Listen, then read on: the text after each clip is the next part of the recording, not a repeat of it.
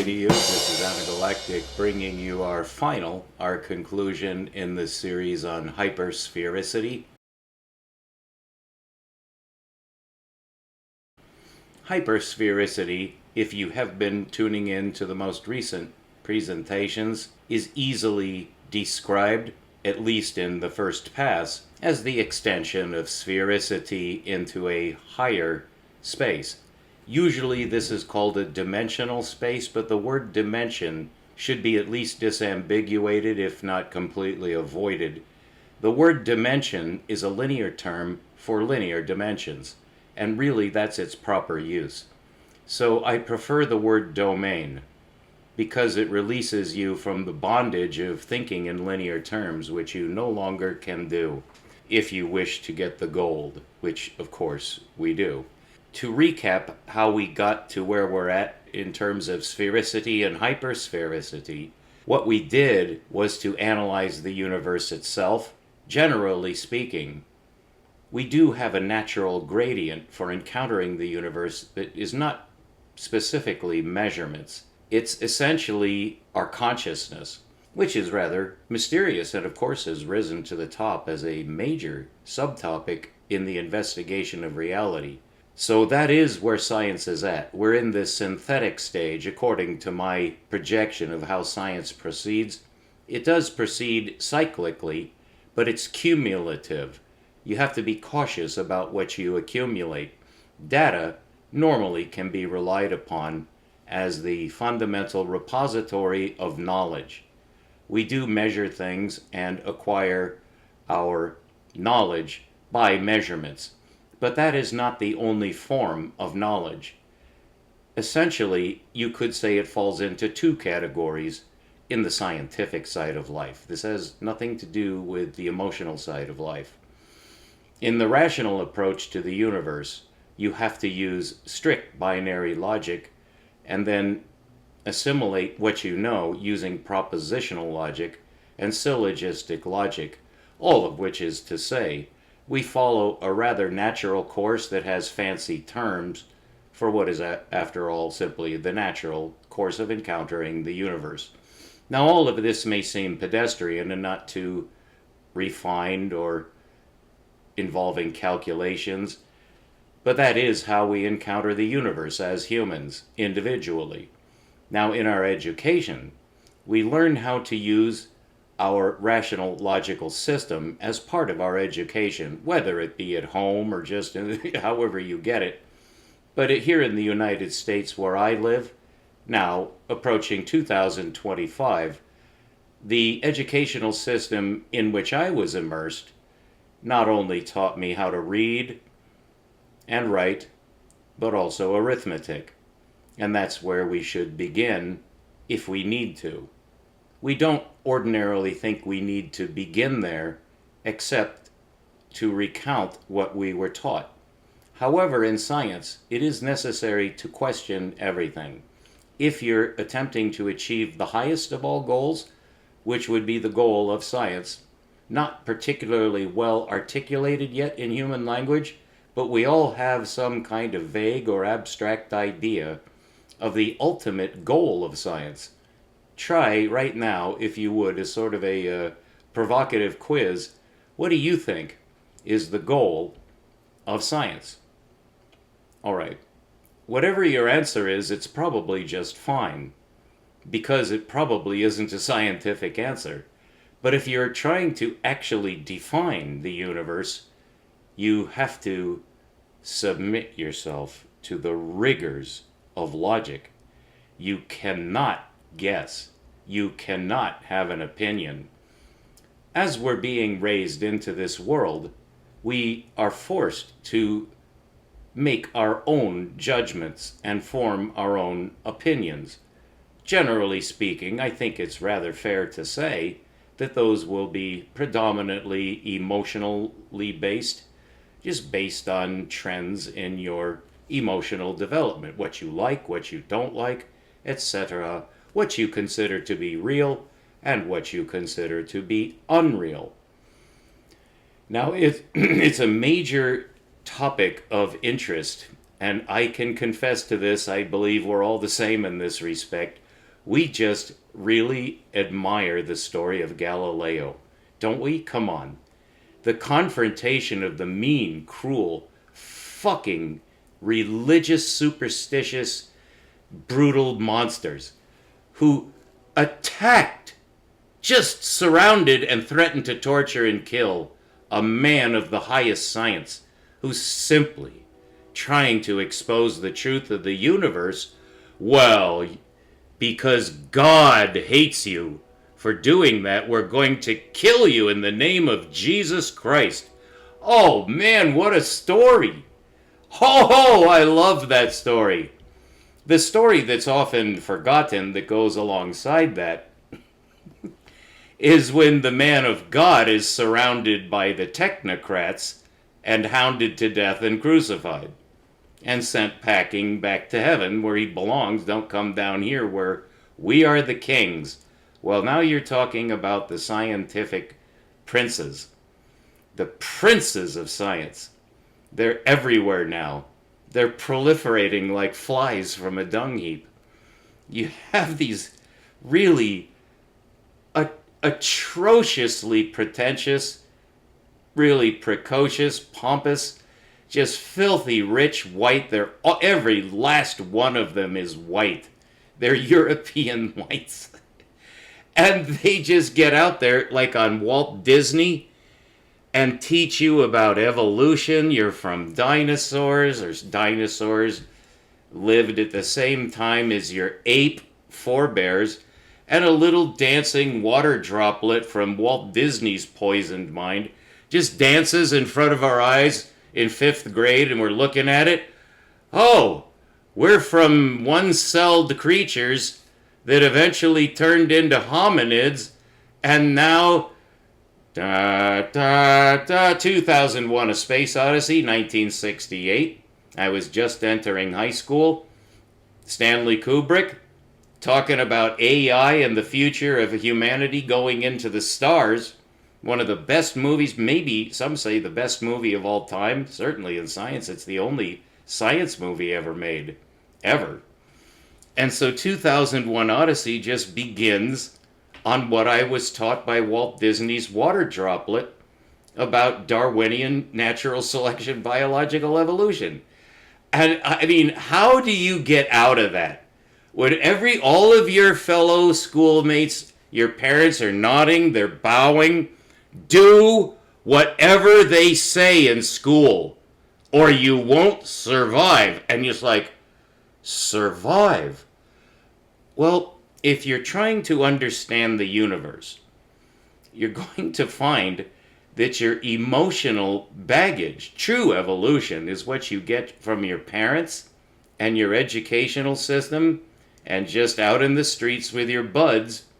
The movies, the comic strips, the books, you're going to absorb, but you're getting it from humans.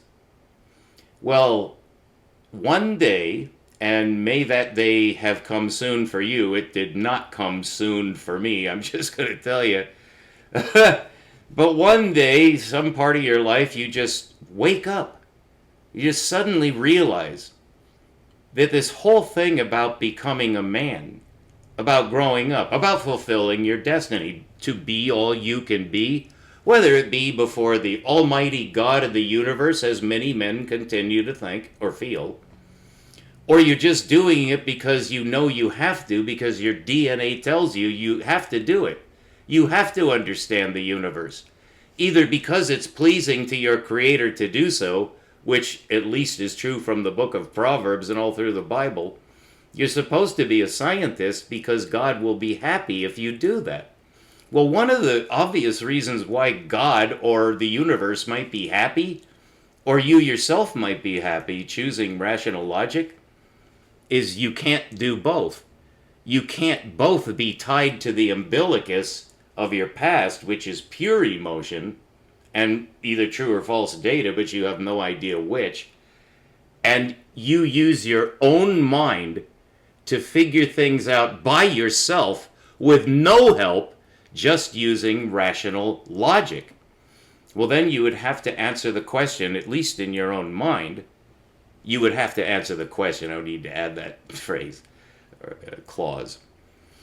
You would have to at least address the question on your own, just to start. Is the universe rational?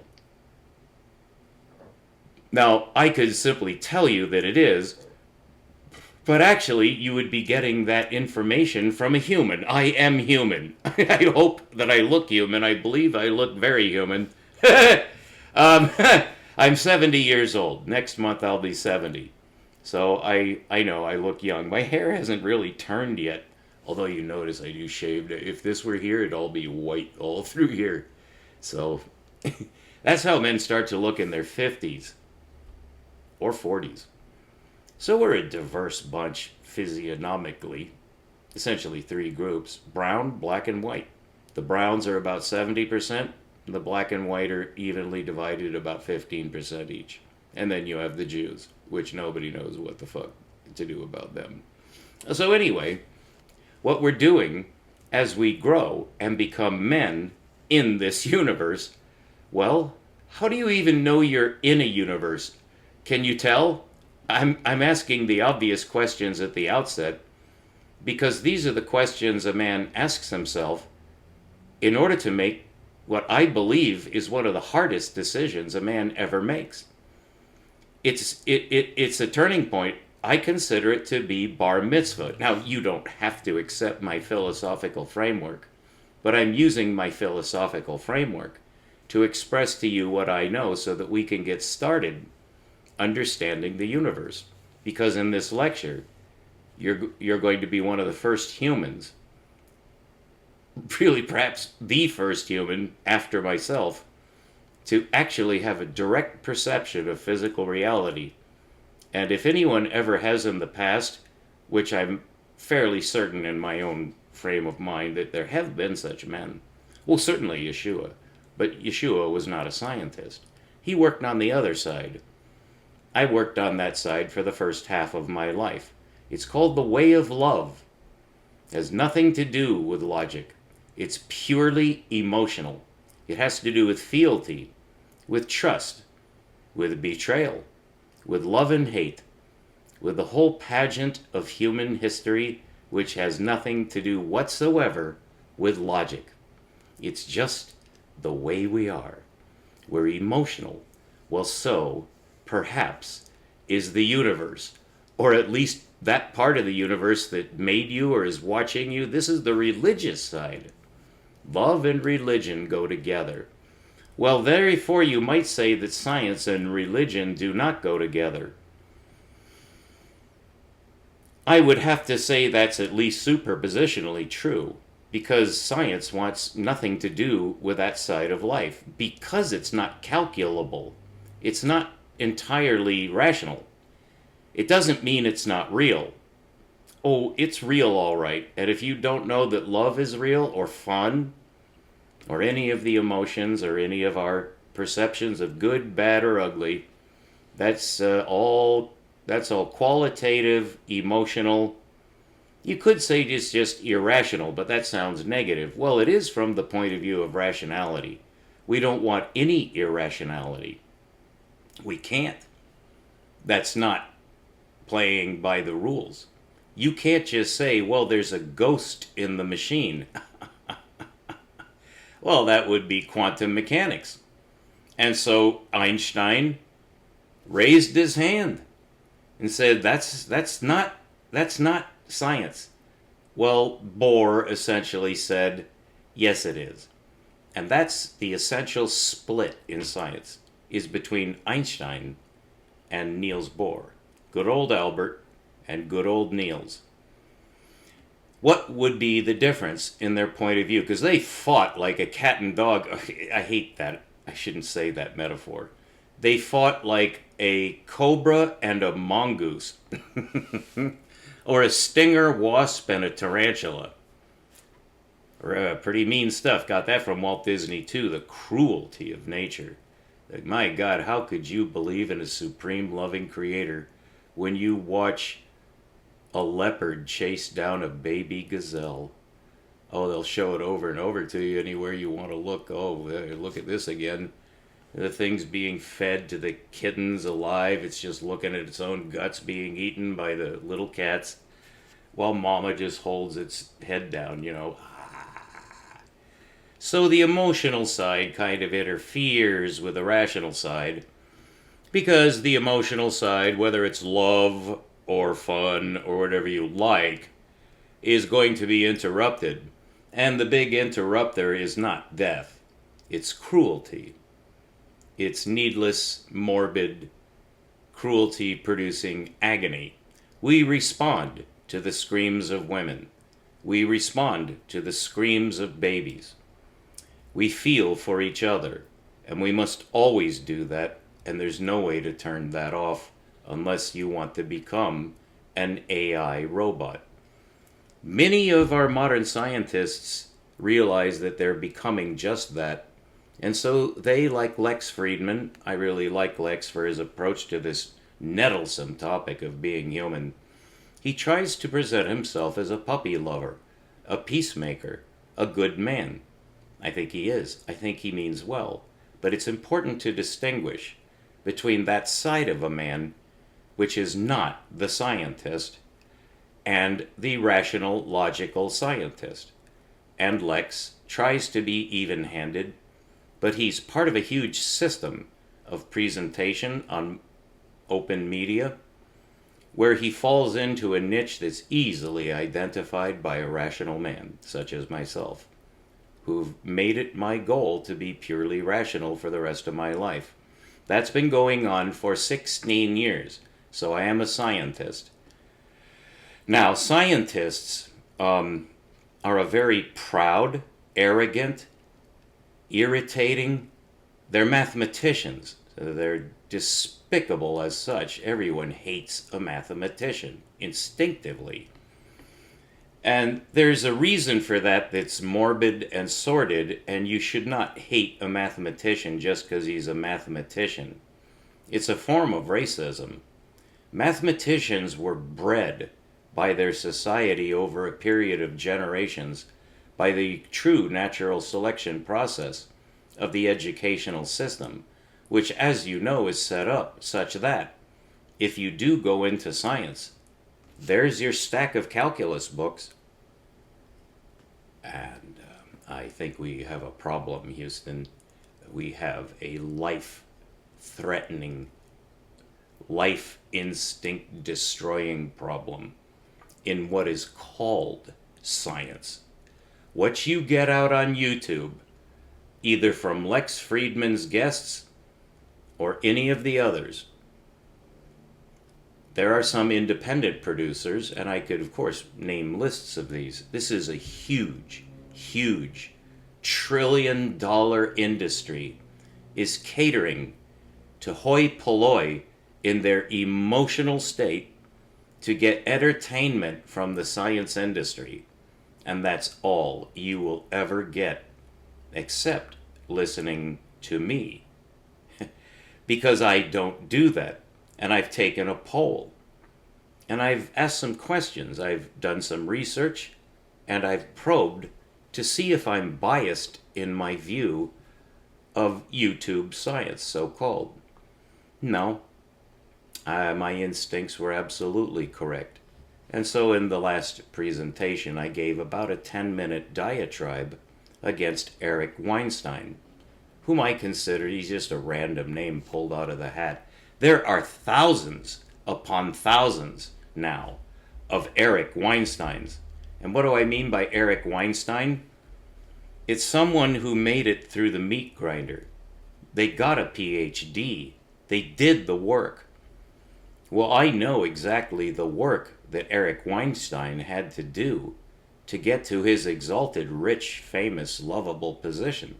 And this is not sour grapes, although I can't entirely exclude that, because I have a job to do, and I'm trying to do it, and Eric is interfering with my work. So I'm resentful, and that's the reason why I'm negatively disposed towards Lex Friedman. Because Lex Friedman allows a man like Eric Weinstein to gain visibility, That means it's withdrawing visibility from somewhere else. And there is your definition of the dark internet. If you try to probe that, you'll find out that you will not be able to use pure logic to get to the solution of that horrifying situation that we face now. Where I am such a rarity, most presenters should be presenting, at least in some way, the way I do, which is to get the solutions. That seems so obvious. Don't we want the solutions? Well, Eric doesn't. As long as there's no solution, Eric is on top. So's Lex. It's a whole industry of not having a solution. Well, we're so close, though. We know we're close to getting a solution, and everybody knows it. It's just tantalizing. It's mesmerizing. Well, it can be mesmerizing in a good or bad way. Because it's so entertaining. The quantum paradox has produced some of the most nut-brained ideas ever heard in philosophy. And it's considered to be, in some way, connected with the quantum paradox. Well, Albert Einstein was fully enraged by that prospect. And now we see. Now we're in the 21st century. Einstein was right. Einstein was absolutely right. If you lose your original vision for precision and solutions, then you will start to philosophize. And that's what Bohr did. He basically accepted a de facto, a default philosophy. This partially works, and therefore, who cares if it's scientific or not? Well, that's produced a new definition of science. Because the quantum paradox is quite real, well, it must be solved then. Well, it's been a century and nobody's come close to a solution. It's exactly the situation as when the quantum of action was discovered by Planck. He didn't like it. Schrödinger developed an equation to cope with it at what is now called the quantum level. He hated it. That's why he invented the cat abomination.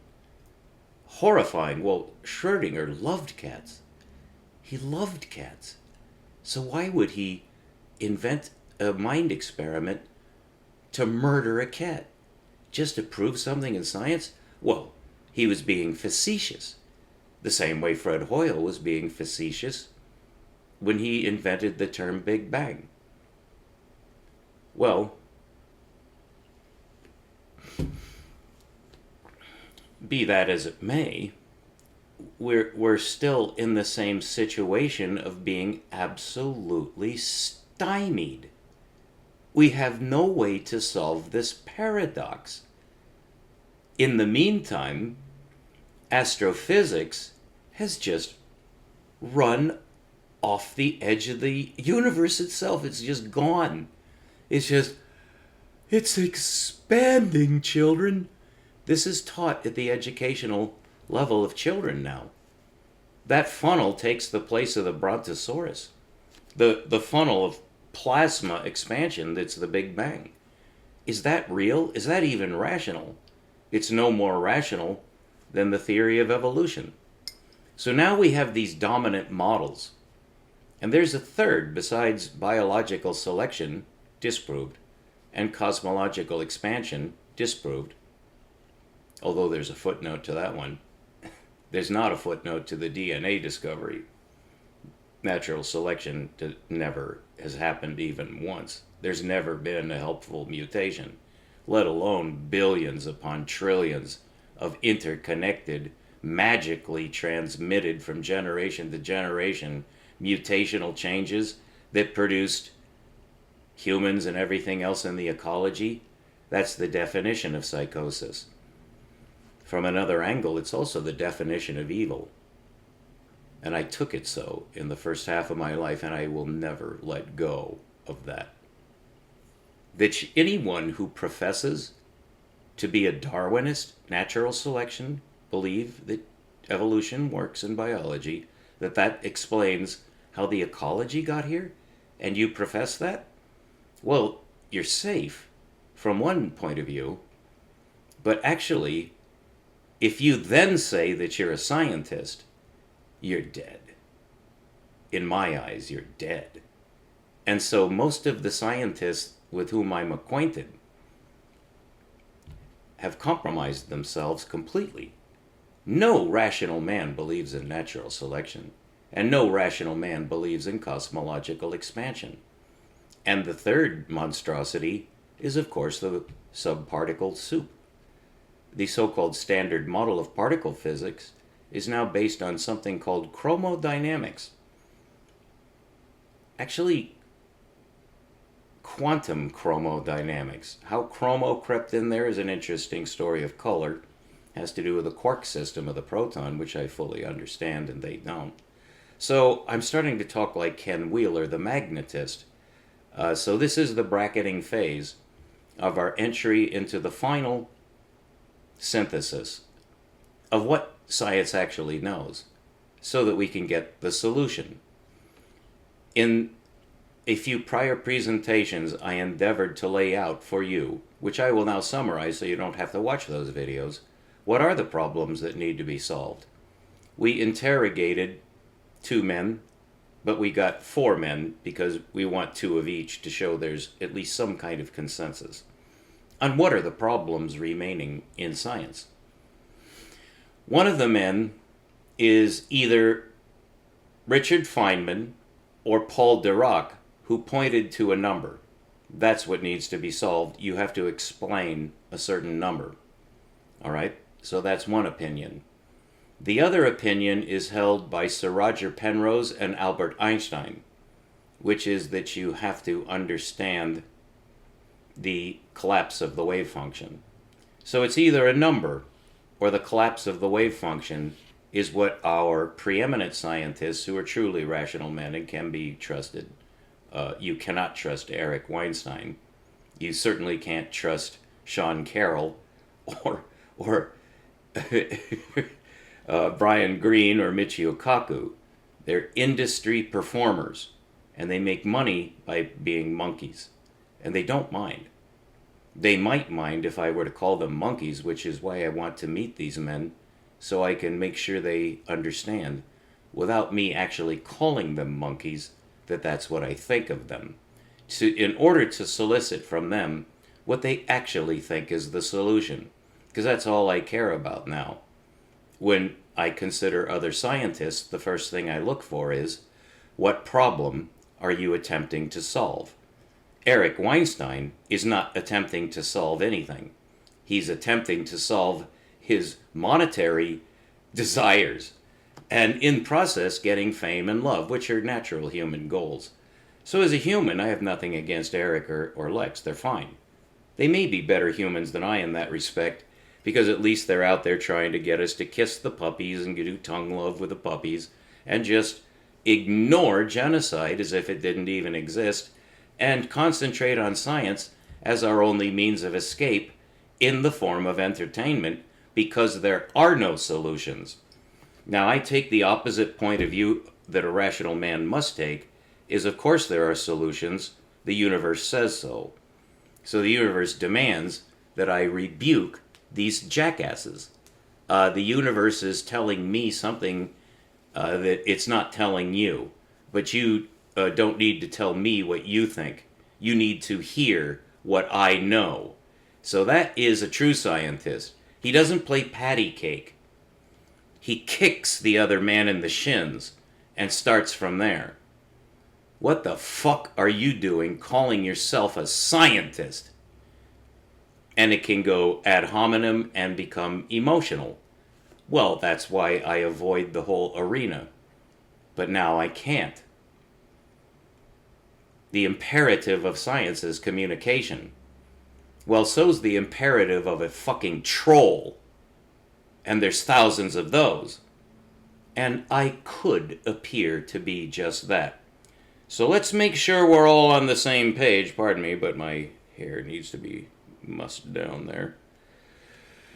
What is my approach? What is my credential for being a scientist? Well, I'm very fortunate and truly blessed. I mean, humbly, I must say this. I'm gifted with an insight into geometry, which makes me, in this day and age, rather unique. So what good does that do? Why would anyone believe your pat on the back, your self-patting on the back definition of how you're a scientist because you know geometry? Huh, really? So does a third grader. So what we're after are solutions, and so a scientist is someone who gets solutions. So there's your definition of a true scientist. Are you getting your solutions, scientist? No? Well, I am. So let's look at the two as yet unsolved problems, which our top four physicists all agree, at least 2 on 2. It's either a number or it's the wave function collapse. Well, which one would you like to understand first? Flip a coin, you know. No, that's not how a man of my caliber in science, having my wisdom, my insights into how science actually works at the spooky angle, that is not the right way to begin. The right way to begin is to follow no man's lead. Now, you still have to do that. And the reason why you have to do it, and it's grueling and horrifying, and it takes years, but you have to do it. You have to catch up with science. You actually have to catch up.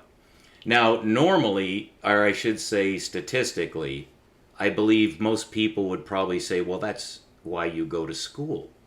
You go to the university so you can catch up with science. Well, that's one way. But if you're of the highest caliber, you can't afford to do that. First of all, there is a monetary outlay. So it may be you can't afford it because you can't come up with the tens and tens and tens of thousands of dollars that you're going to need because you're not working. You're not working when you're in the university. You're learning calculus. It's pretty much all you're learning is calculus. The rest is just the scaffolding around the calculus because you're going to have to go through at least 20,000 pages of calculus. And you're going to have to master it, which very few men have done.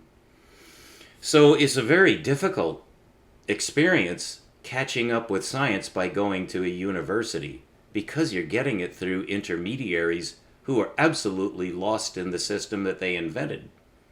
So you're just going to end up as confused as science currently is, and it is.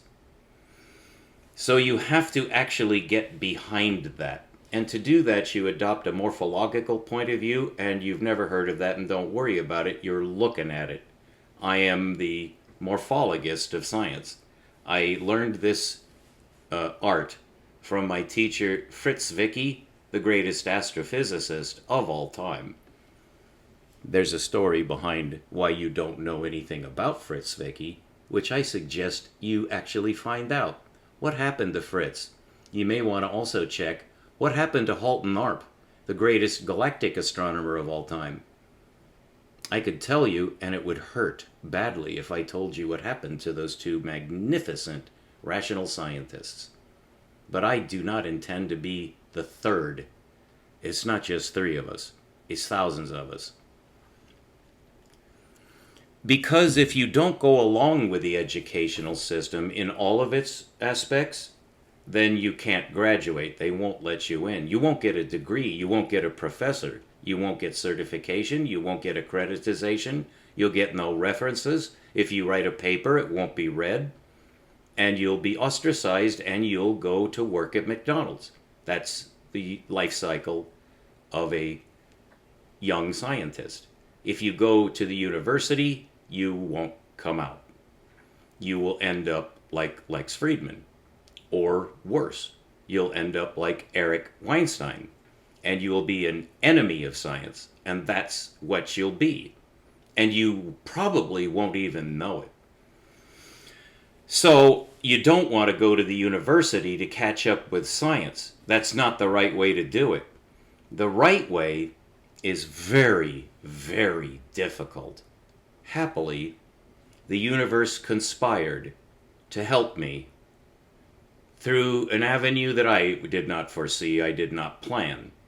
When I entered science 16 years ago, it was because I love galaxies, and I wanted to express in the form of books.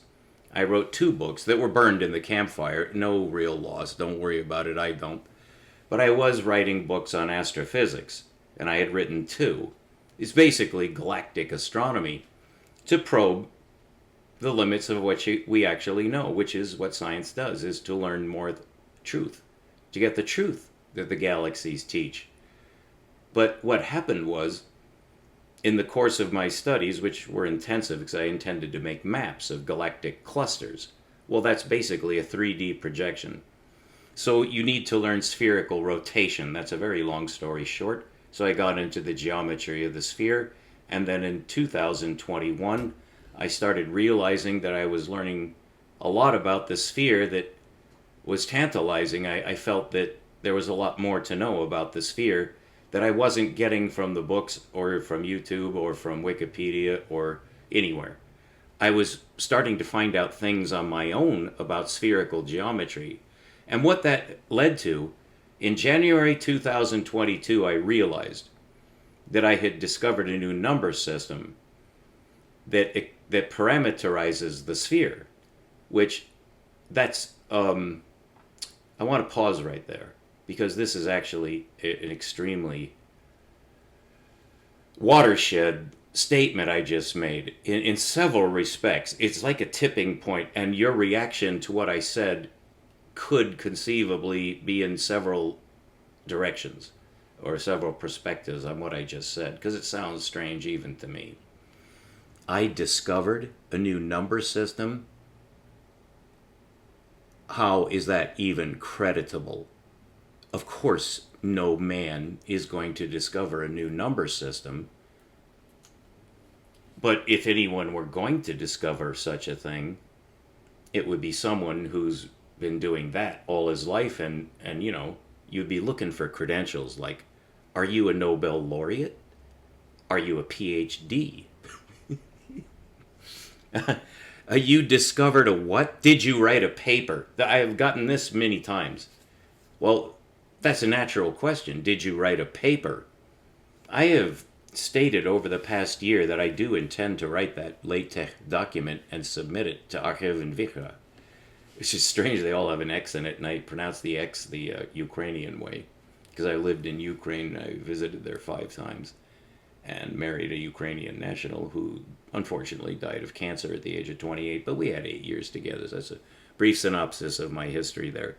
So you know where I'm coming from. It's not from the university. It's not from the land of PhDs and Nobel laureates. I'm not funded by the government. Nobody pays me to do this. I don't ask for money. You don't see me begging you to like and subscribe. I don't have a Patreon button. I'm not looking for you. I don't want your money. I have actually offered money a couple of times, but I never got a bite. Because I'm looking for scientific consensus. I want involvement. I need someone to at least try to understand what I've discovered. Well, it's just not happening. And I understand why. It's like, you know, you got to maintain an even keel. When you become a rational scientist, it really affects your whole life, or it should. You have to be able to take a punch. It just is really, you could state it that brutally. It's a fight. It's a struggle. There are contenders. The goals are very lofty, and they pay. So, and not just in money. It's something much more interesting. So, in short, when you try to catch up with science, you do have to invest in some direction, because there are many branch sciences. But in physics, what you're looking at is geometry and mathematics, dynamics and mechanics. It's really dynamics and mechanics. For what? Well, there are 2 sides. You might be looking to discover something for humanity. A new laser, or a better rocket, or a better boiler. Some new form of energy. You might be looking for something to help civilization. Well, there's nothing wrong with that. That's called technology. But you're doing it for money. That's your reward for helping. You get money. Well, you're not a scientist. It's that simple. You're not serving science, you're serving money. You can't do both. I think that's a very important principle. And whether you agree with it or not, you must understand from me, just so I can present myself to you honestly, that I do look at things that way. That there is a highest creme de la creme, upper echelon of science, which is so lofty that it's not public. It just happens in the background. But it is where things actually happen, because science is not just for humanity. It's for individual humans to achieve their goals, their personal goals, what you want out of this life. I think you understand there are exactly and only two routes to orient yourself in life. You're either going to orient yourself towards survival, essentially narcissism, self, which you will eventually call love, perhaps to raise a family, and then French kiss with your puppy. And then you'll be happy. You'll have plenty of orgasms, you'll have a lot of wine, you'll have what you want that's physically comforting so you can die in peace. I have nothing to say about that. Literally nothing. That's not a man. I'm sorry, but that's the way I see it. A man turns on his rational mind and tries to understand the universe into which he was thrust. You understand why you were born before you die. Logically. That's a scientist. You have to use logic. It's cold and it's cruel. It's numbers and lines. What's the moon? You ever seen the moon? Of course. Okay, now you understand. There's the divisor. You look at the moon, you see it's a circle, you learn it's a sphere, it goes in a circle around the earth, which is spherical and has gravity. There's light, which you learn propagates in a sphere. You learn about the atom is a sphere. You learn about galaxies, they're spherical. Even the spirals are actually, well, they're circular, you could say, oriented. And then you find out the universe is probably spherical. It sure looks like it, and therefore it probably is. And so you start thinking about infinity. And then you get involved with the quantum paradox and I wonder what it's like inside the atom that the poor atomic physicists just can't figure out. To get at the center, to get at the edge, to understand how things work. Why does light travel the way it does? Why does it go at that speed? Why is gravity what it is, a spherical phenomenon? How come we're not using spherical geometry? How come we're not using spherical mathematics? Don't we have any such thing? There's a sphere. How come we're not using the spherical number system, which Scott Allen Miller discovered in 2022? At our rate of information propagation, the fact that I discovered a new number system, even if you just go, oh, I got to know about that so I can kill it. I can hardly wait to squash a fly. I would love that. I welcome that. Come get me. Kill it. Show that it's wrong. But actually, it's like living in the Gaza Strip. Because you're born there and you can't get out. The Israelis are never going to recognize me as a human. I'm a Gazan. I can't be a scientist. They won't let me. It doesn't make any difference how I cry. They're just going to gun down anybody who stands up who didn't go through their meat grinder. They're not serving money. They don't believe in natural selection. They don't care about cosmic expansion. They're not playing the game. They're kicking the standard model particle physicists in the shins. Well, get rid of them. They're interfering with commerce. That's Lex Friedman, is an integral part of that decimation industry. That by drawing attention to these assholes, he's detracting from real science. He's an enemy of science. Now, he might not like it if I said that, and if I were talking with him, of course I would not say that. But behind his back, abso-fuckly duty, I call him that. He's a cad. He's exactly what I don't like in a man who calls himself a scientist. All right? There is another side, though, and Lex is an expert on that side. That's a very bad combination. You don't want emotion in science. Well, that's all it is now, except here. So when you do realize that there's a second object besides the line, the line, the line, that is what science uses to explain everything, is a line. Because that's your linear number system. Well, what if you had a much more powerful number system that matches what physics discovered in the 20th century at all scales? What if you had a spherical number system that had linear computable numbers fully embedded and consistently represented? Wouldn't that be better? Darling, that is the only possible answer. That geometry had to be discovered. It just so happens that I'm the one who got it. Well, that's random.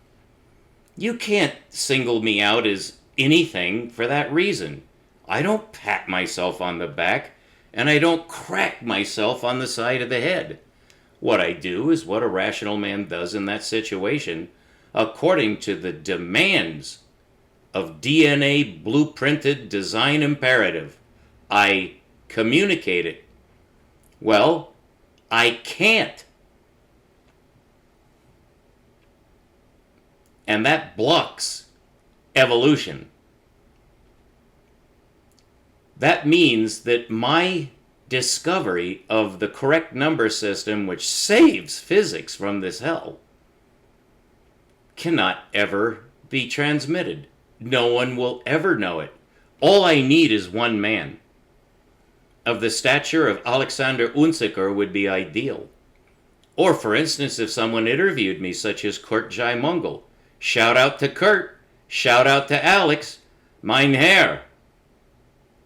Sir. Do something for science that's real. But then you see, they'd have to trust me. Oh, I don't blame them. I don't blame them for holding out. You have to have courage to try to interview or understand a man like me. Because right off the bat, you have to suspect that this man is out of his mind. A new number system. Spherical geometry is going to save physics, and you got it and nobody else did. You're going to fix the problem that Einstein left us and go beyond what Dirac was able to figure out and bury Feynman with his lies? Really? I sound like Ken Wheeler. Ken Wheeler the magnetist. What a fate. But I love Ken Wheeler. He was born with a really ironic disability. He's probably the world's greatest communicator, except for one strange thing. It's like a blind man having discovered the universe first. And it's got to be frustrating to him, and I have to admire him as a man, at least for this reason, among others. He's able to maintain balance. I don't see how he does it. Because what he knows about magnetism is, if he could just communicate it, well, for one thing, he'd be rich. So I hope that that's not involved, because money will compromise you. It just does. In the search for truth, it's entirely altruistic. You have to be selfless, and you have to be a full-grown man. That means courage, tenacity, the ability to stand up for yourself, the ability to take a punch, and the ability to hit back and floor your opponent and choke him out. And if I ever meet Lex, that's exactly what we're going to do, but not in your fucking jiu-jitsu. I'll knock you down and choke you out mentally, Lex. So interview me, you fuck. You interviewed Netanyahu, you fuck. You're not a scientist, you're a pimp. And Kurt, I have the highest hopes for you. There's only one way you can continue on your noble course, which I think is highly noble. You're going to interview me, or you're going to end up nobody. And as for you, Alexander Unziker from Deutschland, you are a potential hero. Getting back to all the loose threads that were left open by Dicke and Mach and Einstein and the others. You've done some amazing research. Well, I have the geometry that solidifies all your research. And you'll never get the answer, and you will never amount to anything unless you learn my geometry. and it's mine. It's mine to give away for free if I decide. Well, I might as well decide to give it away for free, because no one's ever going to take it. Not even for free. Well, I'm going to force it down your throat! You hypocritical assholes!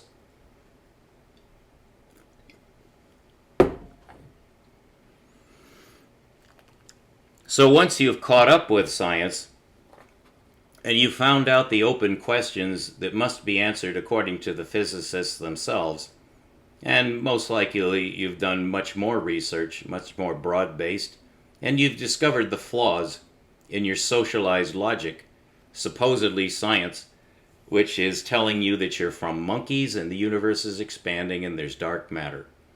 There are pions and muons that you'll never understand. It's chromodynamics, it's a multi-tiered calculus, it's complexity, and you'll never understand it. And so you're going to have to believe these assholes, because they're part of the white supremacy group. And that's all Lex is. He's one of the top kingpins of the white supremacy movement. And I think you know which group is included among the whites, and I'll say no more on that. Lex Fridman from Russia. And your father memorized thousands of Russian poems. I can't help but love you and your father. But if you don't interview me, you're a sick puppy, okay? And all your jiu-jitsu is not going to make a man out of you. You're going to interview me, or you're going to stay a child. You got me now? I discovered the geometry that unlocks physics. And you're going to believe me, or else. Lex. And Kurt. And Alexander. Right? Also you, Lori Gardy, you're off the hook because you're doing the real thing. Lori Gardy. Gardi. You want to understand angular momentum? You want to understand the anomalous magnetic moment or the fine structure constant?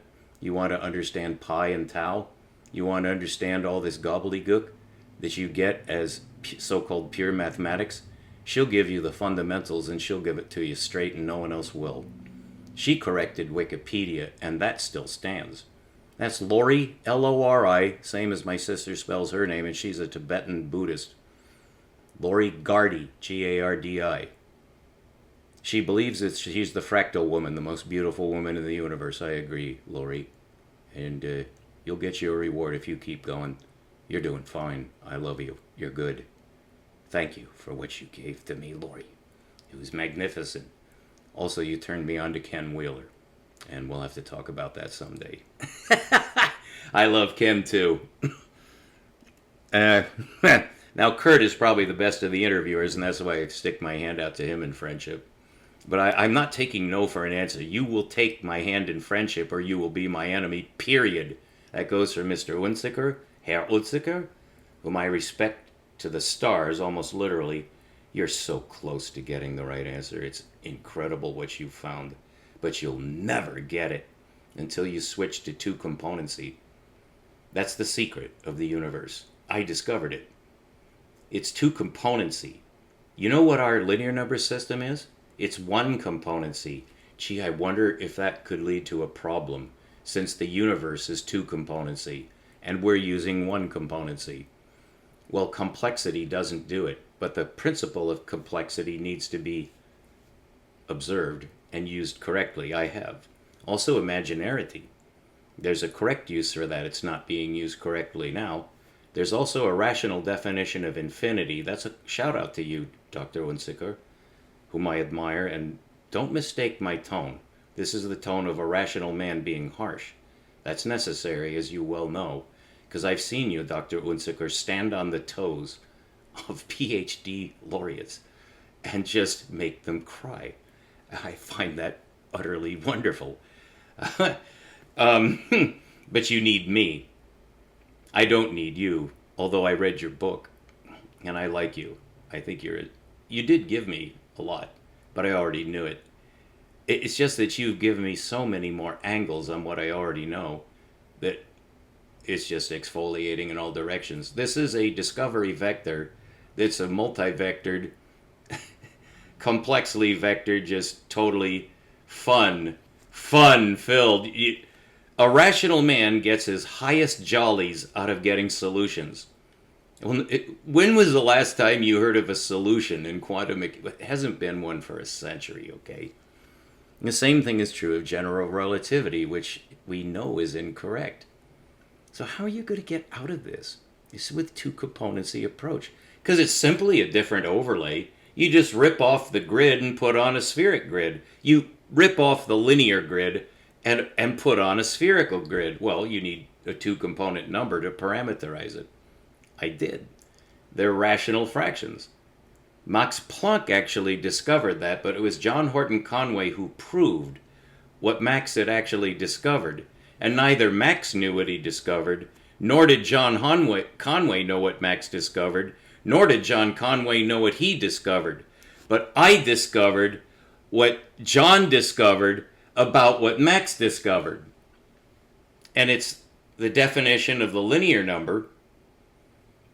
You also need to mention Emmy Noether, only the second woman to win the Nobel Prize. She came up with a force symmetry law which perfectly matches Ruger-Joseph Boschkowicz's two force symmetry dynamics.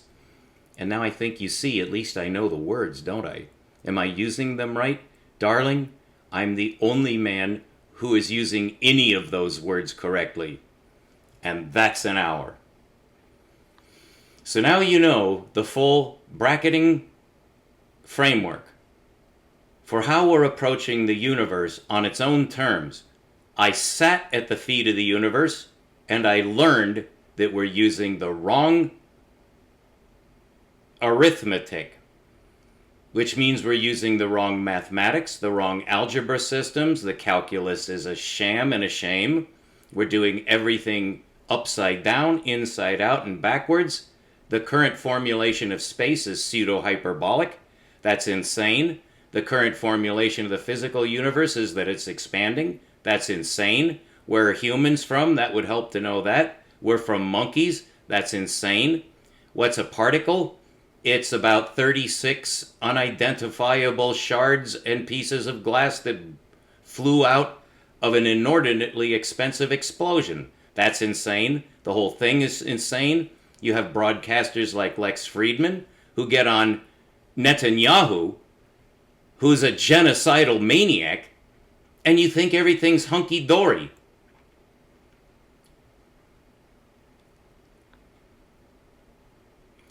Hyperspheric geometry is the extension of the natural geometry of the universe so that it actually embraces what we cannot see in the physical sense of physical infinity of space and the seemingly infinite extent of time. All of this can be reduced to the most fundamental constants of all, numbers. And we can interpret the information we've already derived by measurements so as to synthesize it and understand it and get it correctly, so that we understand the universe simply by looking at it and thinking about it. That is the goal, is to understand universal dynamics. There is only one way: hyperspheric geometry. That replaces Einstein. It replaces all of physics by ripping off the linear grid, which is causing all the problems, particularly in cosmology, particularly in the supermassive black hole. I have all the answers for galactic evolution, galactic morphology. The supermassive black hole is an explosive object. I proved that. And I also can define the strong force so as to provide another weapon for the destruction of the world. That was the goal of technology. I have the answer for ultimate evil, and I don't care if it's used or not. The universe is altruistic. It gives this information freely for both sides. Which side are you on? Keep looking up. We'll be right back with Hypersphericisim.